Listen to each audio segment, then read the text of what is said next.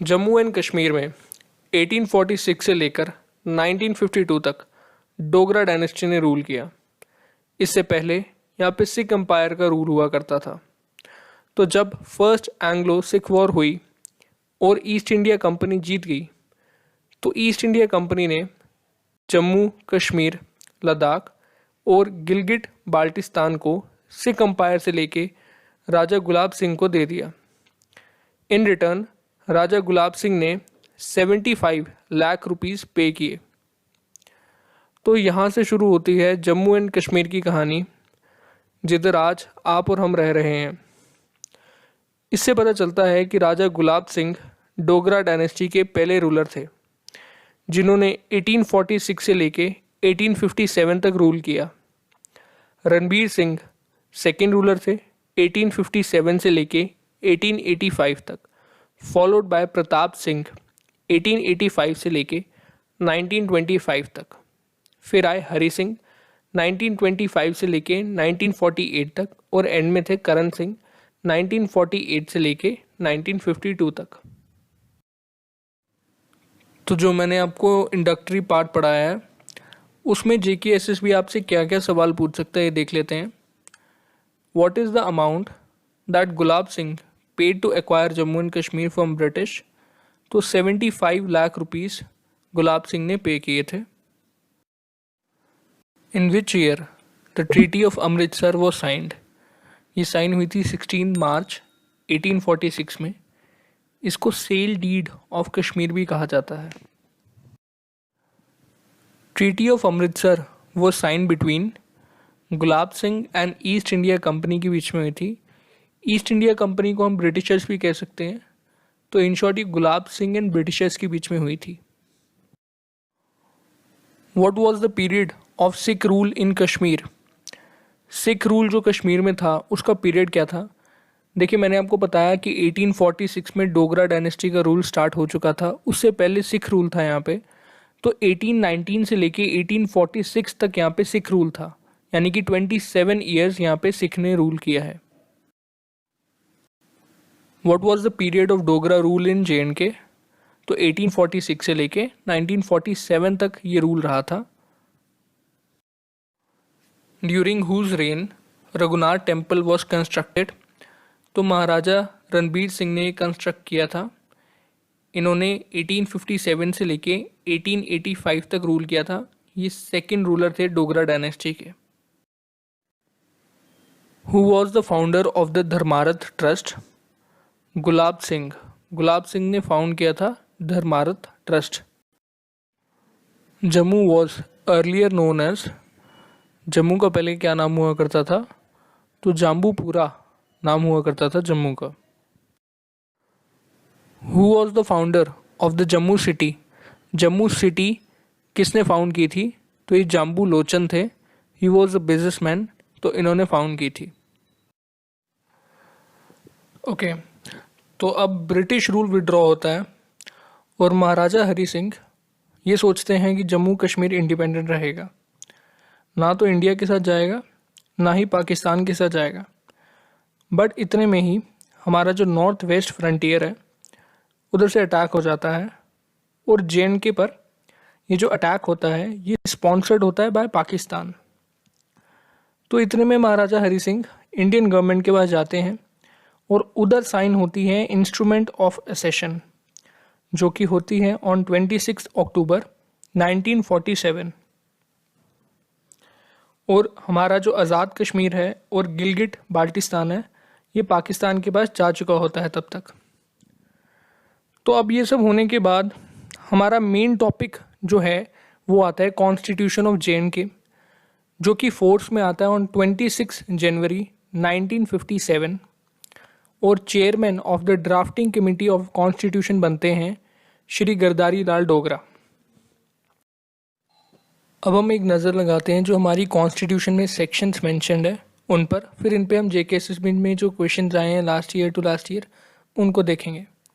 सबसे पहले आती है सेक्शन 3, जो हमारा रिलेशनशिप दिखाती है इंडियन गवर्नमेंट के साथ हमारी स्टेट का। सेक्शन 18 जो दिखाती है कि हमारी जुडिशरी जो है वो सेपरेट है। Section 20 right to free and compulsory education. Section 21 deal करती है with the right of children. Section 22 deal करता है with right of womens. Section 25 deal करता है with equality and secularism. And section 27 deal करता है with the appointment of governor. Section 27 बहुत बार पूछी गई है और बहुत इंपॉर्टेंट है। चलिए अब देखते हैं क्या क्या क्वेश्चंस कॉन्स्टिट्यूशन पे पूछे जा सकते हैं। Who was the president of drafting committee? President कौन थे ड्राफ्टिंग कमिटी ऑफ कॉन्स्टिट्यूशन के? तो ये थे GM Sadiq. How many schedules are there in the constitution of JNK? JNK की कॉन्स्टिट्यूशन में कितने शेड्यूल्स हैं?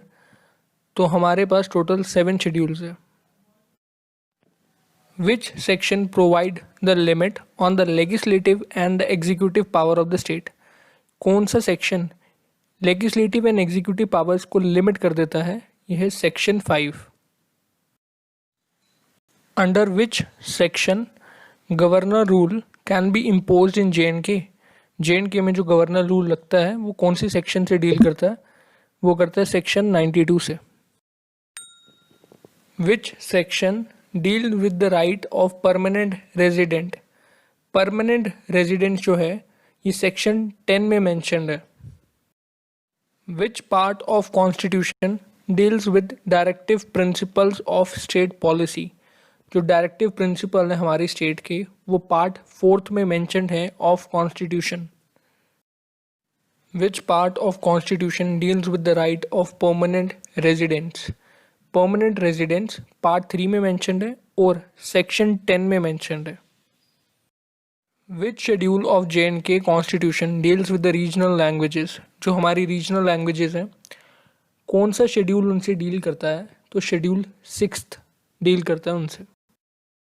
विच section provide for provisions related to Pakistan occupied Kashmir? तो सेक्शन 48 में मेंशन्ड है provisions related to Pakistan occupied Kashmir. Under which section judges of High Court can be removed? तो section 99 के तहत जजेस जो हाई कोर्ट के हैं उनको रिमूव किया जा सकता है। Who is the head of the state in JNK as per the section 26th of the JNK Constitution? तो सेक्शन 26 बोलता है कि JNK स्टेट का हेड गवर्नर है।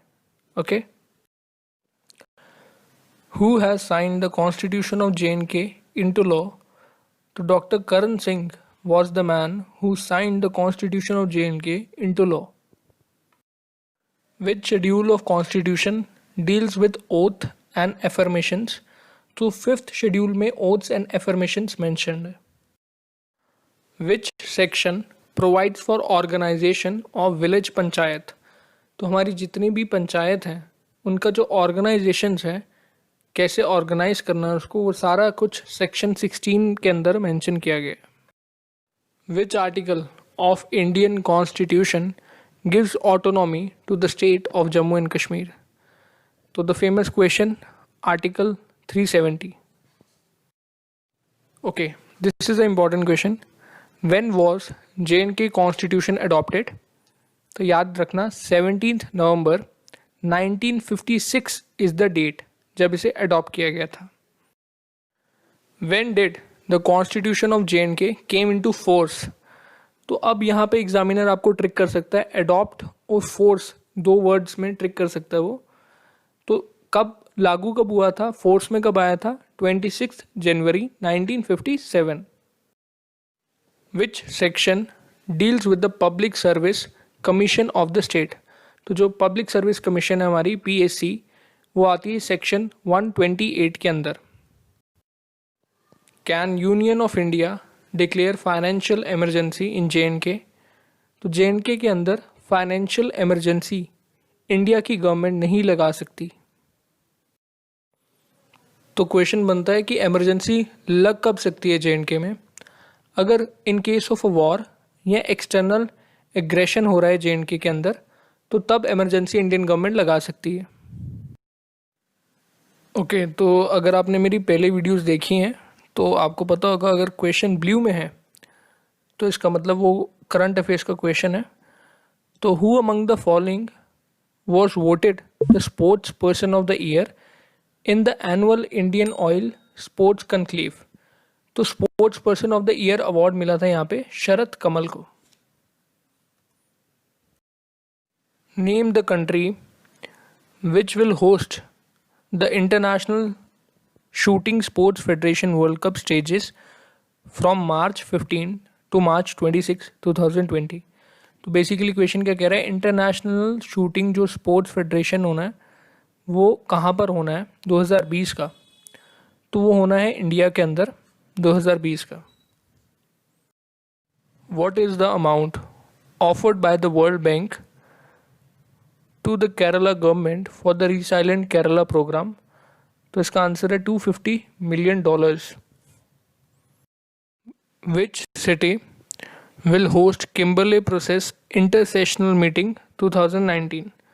तो किम्बरले प्रोसेस की मीटिंग जो होनी है 2019 की, वो कहाँ पर होनी है, वो होनी है मुंबई में। NASA's Spitzer space telescope to retire in which year. NASA का स्पिट्जर स्पेस टेलीस्कोप है, ये किस ईयर में रिटायर हो जाएगा, ये होगा 2020 में retire. What is the current FIFA ranking of the Indian football team. तो भारत की रैंक क्या चल रही है फीफा में फुटबॉल में। तो भारत की रैंक चल रही है 101 और ये काफ़ी देर से 101 पे ही है। The Defence Research Development Organisation has successfully test fired an indigenous developed -kg class guided bomb from a Sukhoi combat jet at Pokhran in Rajasthan.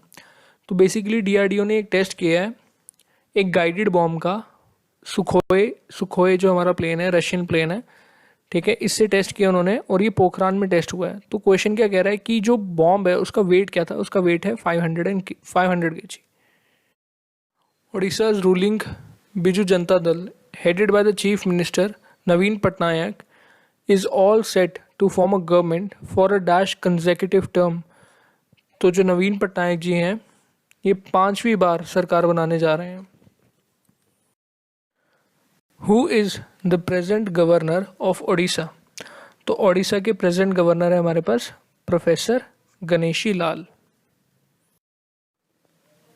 The South Central Railway has commission the longest electrified tunnel. तो longest electrified tunnel मिल गया India को अपना और इसकी length पूछी है तो 6.6 किलोमीटर इसकी लेंथ है।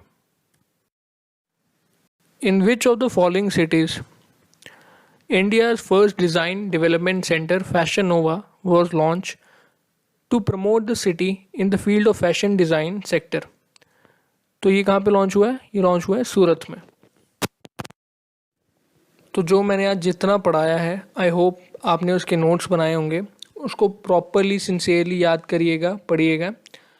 एंड जब मैं इसकी रिवीजन करवाऊँगा जो 7th वीडियो होगी उसमें सारे MCQs में इन्वॉल्व करूँगा, यहाँ तक कि जितने JK SSB सोच सकता है क्वेश्चंस को, जितना भी एग्जामिनर वहाँ सोच सकता है, वो सारे MCQs लेकर आएंगे। और मैं चाहता हूँ जब मैं वो लेकर आऊँ आपकी रिवीजन हो रही हो, ना कि आप पहली बार देख रहे हो क्वेश्चंस को। तो अगर आपको वीडियो पसंद आई है तो वीडियो को लाइक करिएगा, शेयर करिएगा एंड चैनल को सब्सक्राइब करिएगा। Thank you.